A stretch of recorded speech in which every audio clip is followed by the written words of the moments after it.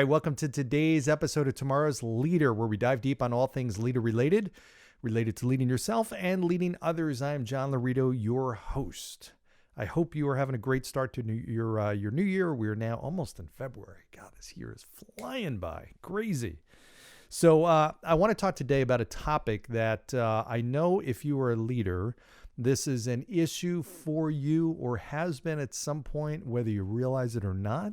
I'm also talking to those of you who are in this situation that I'm going to describe. And that is when you're in a situation where your role you feel like is not fully leveraging everything you have to offer. Basically, you are underutilized. So my question is, how many of you have felt, or maybe you're feeling right now, like you can do a lot more? You can contribute a lot more to the organization that you're a part of, but your role or whatever the circumstances is, just not allowing you to do everything that you really feel you can do to make an impact. Now, first, let me talk to leaders out there of organizations. And this may be you, one and the same. You may be the leader of the organization, yet you feel like you can't do what you truly have the ability to do. Maybe you're in the wrong organization, wrong industry, wrong role, whatever it is. In which case, I've said this many, many times, there's 3 reasons that top people, A players like yourself, leave an organization.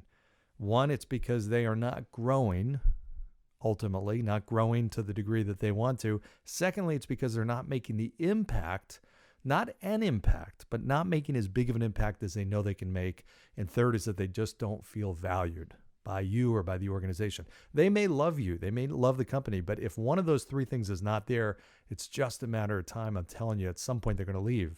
So this whole dilemma of somebody really feeling like they're underutilized, maybe the role that they're in, they've just got it kind of wired tightly and they know what to do, and they're a self-reliant achiever with their role, but they know they have more to offer, and their role just doesn't allow them to do that. This is a big problem because at some point, that individual that's not being fully utilized is going to leave. They're going to find something that does, some opportunity that allows them to do what they really have the capability of doing. So again, the question is not if, the question is when is that going to happen? So first of all, as a leader, and I've been in this situation before where I sense that somebody really has a lot more to offer. Now, if that's the case, I'm going to give you just a really easy conversation, a few questions you can answer. But even if that's not the case, even if you don't see the signs, these are great questions to ask your key people. These are absolutely critical, and this will actually uncover this usually. One is what you're doing right now in alignment with your goals? In other words, is your role and what you're doing, does this line up with what you want to ultimately be doing? And secondly, which might be a good follow-up to this, or even the end of that same question, what does it look like down the road? What is your desired career path? Where do you want to be in 3 years, 5 years, or 10 years? And then just shut up and listen. They will tell you, they'll paint a picture for you of what they want to do. And ultimately, the goal is that can fit in the organization somehow. Now, there may be some people that have just this vision that doesn't align with what your vision is or the company's vision, in which case, hey, that's okay. I'd rather find that out now than 2 or 3 years down the road or even a year down the road and be surprised by it. Either way, I win by asking that question. Okay, I get a great answer. And then the third question is, are we tapping into everything you have to offer right now? Do you feel like you are contributing the most that you can contribute? Are we giving you the opportunity to contribute the most that you can contribute? And again, just shut up and listen. Okay, you're going to get some really valuable information. Okay, so those 3 questions, I'll say it again. 1 is what you're doing right now in alignment with your goals, your not only short-term but long-term goals. And secondly, what are your long-term goals? What are your career goals? What do you see for yourself 3, 5, 10 years down the road? And then the third question is, are we tapping into everything you have to offer? Do you feel fully utilized? In other words, that you're putting all your skill sets to the test.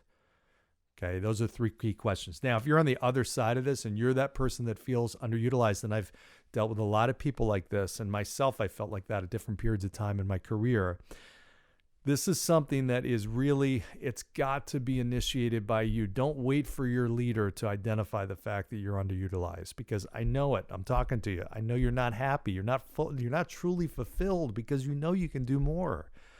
You know, it may feel easy and, routine, and yeah, you can do this in your sleep. Listen, that's going to wear off and become really mundane and boring, and just, it's not going to be fulfilling. And you're either there right now or you're soon to be there.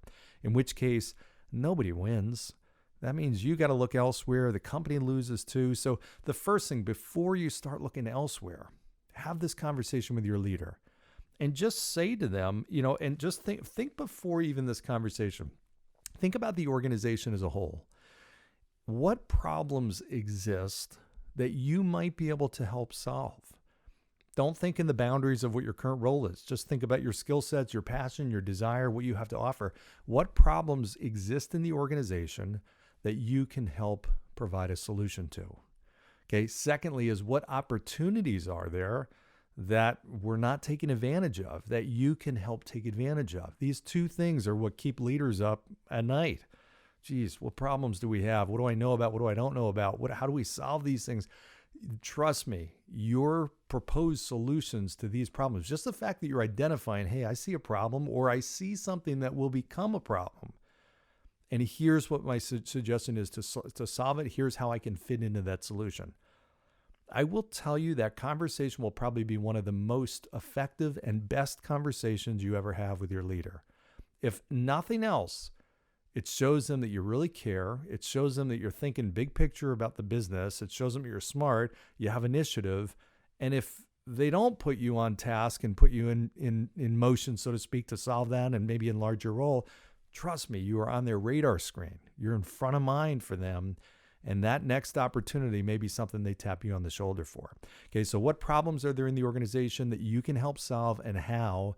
And what opportunities are we not tapping into that you see ways to tap into and capitalize on, and you can be a part of that? How? Okay, go to your leader and have this conversation. Initiate it. Maybe tough, it may be uncomfortable depending on the relationship you have with your leader, but I promise you it will be productive. There's nothing worse than being in a role where you're just feeling like you're giving 50, 60, 70%, because that's all the role allows you to. It's not you being lazy. I get it. It's just the role doesn't really give you the opportunity to flex your muscles and really do the things that you have the talent to do. So before you go through the hassle of looking for another career or another job opportunity in your industry or a different industry, because that's major change, see if you can create that opportunity. I actually have done that. I've run organizations, and I had, on a number of cases, people come to me and say, hey, you know what? Here's something that we can do a little bit better. I think I can help this, and here's how. I remember creating specific roles for individuals because they brought that to me, and they were right. And it was a huge success. And it wouldn't have happened had they not come to me and had the conversation. So keep that in mind. There may be a great role for you in your organization. Maybe your leader or the company just has not thought of it. So go to them, bring it up, talk about it, ways that you can solve a problem or capitalize on an opportunity. All right. So that's my food for thought on a Monday, on a beautiful Monday, cold Monday, but a beautiful Monday. Hope you have a great week, a great day. As always, like, share, subscribe, all that kind of good stuff. Give me ideas for content, great speakers, and go down below, give 5-star review, and we'll see you next time. Thanks, everybody.